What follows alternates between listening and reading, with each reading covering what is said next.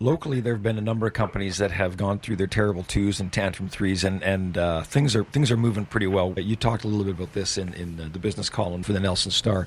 Who were some of the stars in 2024 in the local pot space? Woody Nelson. They've had a fantastic year. They are one of Reddit's most popular Canadian cannabis brands. If people aren't familiar with Reddit, it's a forum website that covers just about anything you could possibly think about, and there's a very proactive cannabis subreddit on Reddit, and so if people are interested in learning more about what we have available in BC, they can go to reddit.com and find the BCCS subreddit, and they'll be able to find reviews on products that are carried in BC. So Woody Nelson is quite popular on Reddit for their Rainbow Driver vape concentrate. It's BC's most popular premium product. They also have another line called Lo-Fi, L-O-F-I, and that's their CBD dominant brand. So that is gaining popularity as well.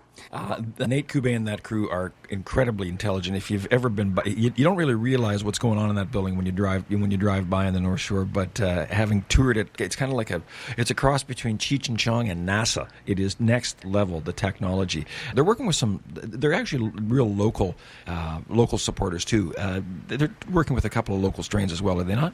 They are. So here's kind of a fun thing about the cannabis industry, and I'm putting air quotes around the word fun. So when you have a cultivation license, that allows you to grow cannabis. However, it does not allow you to put cannabis in a bag for retail sale.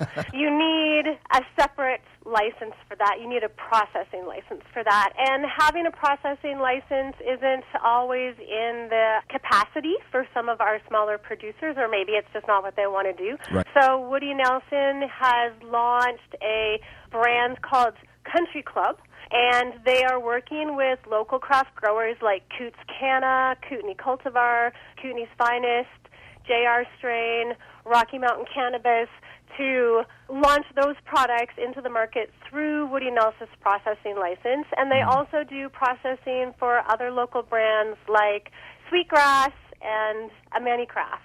It's great to see them reaching out into the region and helping companies get to market. It's a challenging road to get to market. So however we can work together and support each other to get there, the better. You mentioned Sweetgrass. They're out in your neck of the woods. They're doing well too. Talk a bit about its and the business itself. Yeah, Sweetgrass is located near me out here in Weimar. They have a product called Mint Chocolate Chip. This is a flower, and it won first place in Toronto's Karma Cup in October. They've been exporting to Germany and Australia.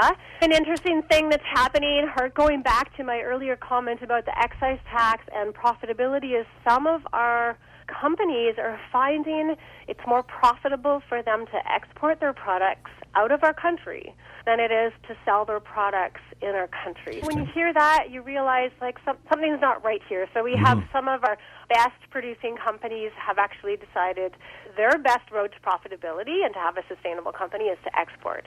However, Sweetgrass has also entered the Alberta market and the Quebec market this past year.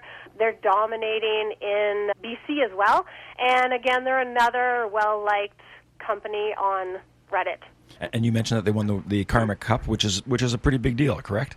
It is, yeah, it's a big deal. And then going back as well to Woody Nelson, they won Best Flower and Best Vape at the Rosebud Bowl that was held this past August at Rosebud Farm near Selmo. We have quite a few award winners locally. We have excellent producers. Some of those have moved over from the illicit sector, now operating in the legal sector and bringing their wealth of knowledge and skills to support our local legal scene.